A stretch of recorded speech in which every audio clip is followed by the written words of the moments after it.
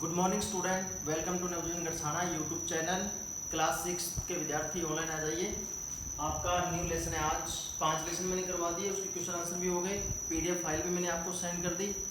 तो साथ साथ में आप लेसन भी करते रहना और कॉपी चेक करवाते रहना, ठीक है। आज आपका न्यू लेसन है पार नजर के। ये लेसन लिखा है जयंत विष्णु नार्लिकर ने लिखा है और ये कहानी है, ठीक है। बहुत ही अच्छी कहानी है, तो इस कहानी को अपने पढ़ते हैं। तो स्टार्ट करते हैं। पार नजर के, पेन पेंसिल साथ में ले लेना, साथ में अंडरलाइन भी करते रहेंगे मोस्ट इम्पोर्टेंट लाइन। देखिए शुरुआत में, वह एक सुरंगनुमा रास्ता था, आम आदमी के लिए इस रास्ते से होते हुए जाने की मनाही थी, ठीक है। कहानी स्टार्ट हो रही है, तो दोबारा देखिए। वह एक सुरंगनुमा रास्ता था और आम आदमी के लिए इस रास्ते से होते हुए जाने की मनाही थी, लेकिन छोटू ने एक दिन अपने पापा की सिक्योरिटी पास लिया और जा पहुंचा सुरंग में। छोटू है, उसने अपने पापा से सिक्योरिटी पास लिया और जा पहुंचा सुरंग में। फिर क्या हुआ? अब पापा उसको कहते, छोटू कितनी बार कहा कि तुम उस तरफ मत जाया करो। फिर पापा क्यों जाते हैं उससे हर तरफ रोज रोज? उसने प्रश्न किया कि फिर पापा क्यों जाते हैं उस तरफ रोज रोज? पापा को काम करने जाना होता है, ठीक है। रोजाना यही वार्तालाप हुआ करता। छोटू की माँ और छोटू के बीच उस तरफ एक सुरंगनुमा रास्ता था और छोटू के पापा इसी सुरंग से होते हुए काम पर जाया करते थे। आम आदमी के लिए इस रास्ते से जाने की मनाही थी। चंद चुनिंदा लोग ही सुरंगनुमा रास्ते का इस्तेमाल कर सकते थे और छोटू के पापा उन्हीं चुनिंदा लोगों में से एक थे, ठीक है। अब छुट्टी थी, आज छुट्टी थी। छोटू के पापा घर पर ही आराम फरमा रहे थे। नजर बचाकर चोरी छिपे छोटू ने पापा का सिक्योरिटी पास हथिया ही लिया और चल दिया सुरंग की तरफ। बच्चा था, उसके अंदर लालसा थी कि आखिर पापा इस सुरंग से क्यों जाते हैं, देखें तो सभी इस सुरंग में है क्या। तो उसने सिक्योरिटी पास चुरा करके, नजर बचा करके वो सुरंग की तरफ चल दिया। अब आगे क्या होता है देखना। वैसे तो उनकी पूरी कॉलोनी ही जमीन के नीचे बसी थी। यह जो सुरंगनुमा रास्ता था, अंदर दिए जल रहे थे और प्रवेश करने से पहले एक बंद दरवाजे का सामना करना पड़ता था। जैसे ये गेट है ना, गेट दिखाई दे रहा है और ये जो छोटू है जो पासवर्ड लगा रहा है इस फोटो के अंदर दिखाई दे रहा है। और प्रवेश करने से पहले एक बंद दरवाजे का सामना करना पड़ता था। दरवाजे में एक खांचा बना हुआ था और छोटू ने खांचे में कार्ड डाला, तुरंत दरवाजा खुल गया। छोटू ने सुरंग में प्रवेश किया।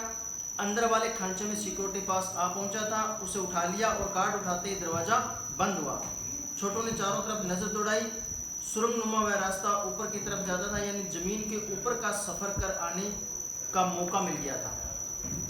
मगर कहाँ, मौका हाथ लगते ही फिसल गया। सुरंग में जगह जगह लगाए निरीक्षक यंत्रों की जानकारी छोटू को नहीं थी, यानी कि उसने सिक्योरिटी पास चुरा करके, कार्ड चुरा करके रास्ते में प्रवेश तो कर लिया, अब दरवाजा बंद हो गया था, लेकिन आगे जगह जगह जो टेक्निकल मशीनें लगी थी, अब उसकी जानकारी छोटू को उसमें नहीं थी। मौका हाथ से फिसल गया और सुरंग में जगह जगह लगाए गए निरीक्षक यंत्रों की जानकारी छोटू को नहीं थी। मगर छोटू के प्रवेश करते ही पहले निरीक्षण यंत्र ने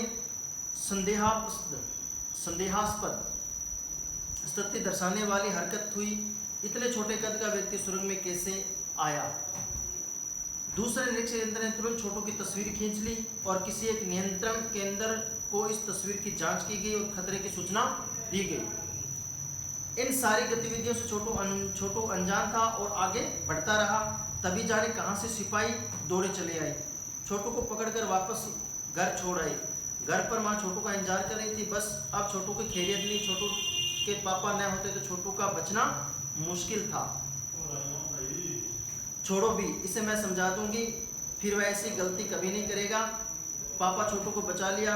बोले, छोटू मैं जहाँ काम करता हूँ न, वह क्षेत्र जमीन के ऊपर जाता है, आम आदमी वहाँ नहीं जा सकता क्योंकि वहाँ के माहौल में जी ही नहीं सकता। तो फिर आप कैसे जाते वहाँ? छोटू का सवाल लाजमी था, उसने भी सवाल किया अपने पापा से। मैं वहाँ एक खास किस्म का स्पेस सूट पहनकर जाता हूँ और इस स्पेस सूट से मुझे ऑक्सीजन मिलता है जिससे मैं सांस ले सकता हूँ, और इस स्पेस सूट की वजह से, नेक्स्ट पेज पे देखिए, पेज नंबर 36 पे, इस स्पेस सूट की वजह से बाहर की ठंड से मैं अपने आप को बचा सकता हूँ। और ख़ास किस्म के जूतों की वजह से ज़मीन के ऊपर मेरा चलना मुमकिन होता है। ज़मीन के ऊपर चलने फिरने के लिए हमें एक विशेष प्रकार का प्रशिक्षण दिया जाता है। ये बातें छोटू के पापा ने छोटू से कही। ठीक है, छोटू सुन रहा था, पापा आगे बताने लगे। एक समय था, अब आगे मंगल ग्रह की बात चल रही है, देखना। एक समय था जब अपने मंगल ग्रह पर सभी लोग ज़मीन के ऊपर ही रहते थे, बगैर किसी तरह के यंत्रों की मदद से, बगैर किसी खास तरह की या खास किस्म की पोशाक के बिना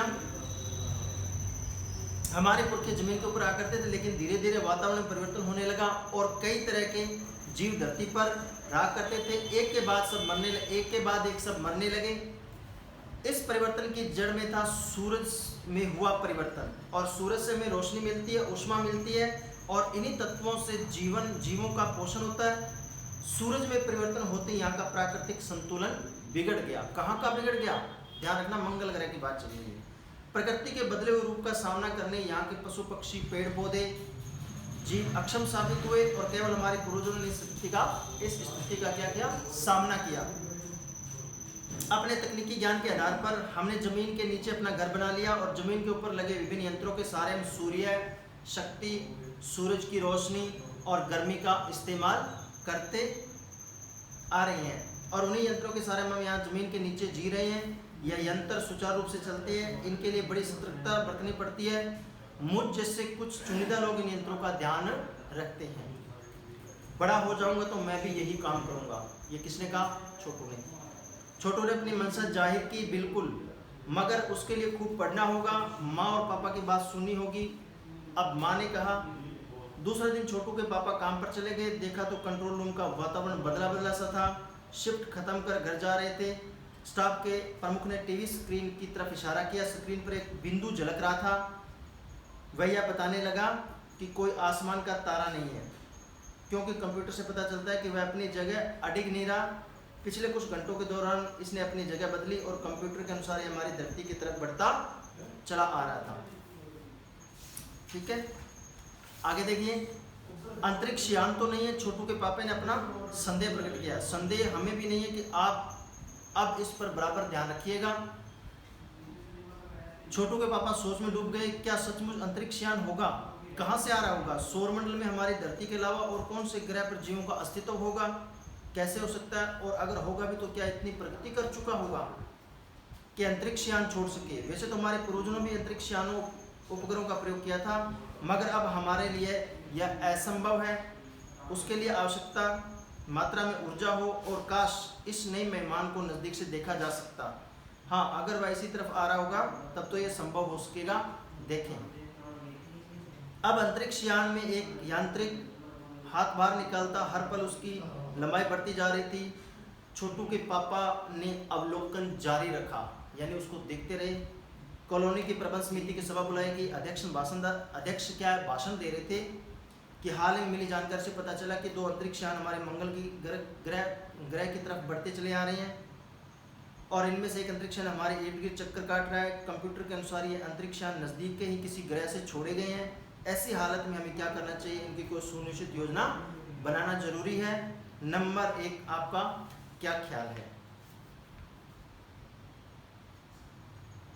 तो स्टूडेंट, आज आपके लेसन इतना ही पढ़ेंगे, क्योंकि लेसन काफ़ी लंबा है। तो इसलिए कल जो ये बाकी बच गया लेसन, पेज नंबर 38 से कल अपने स्टार्ट करेंगे। तो कल ये हमारा लेसन कंप्लीट हो जाएगा। उसके बाद अपने इसके प्रश्न उत्तर करेंगे।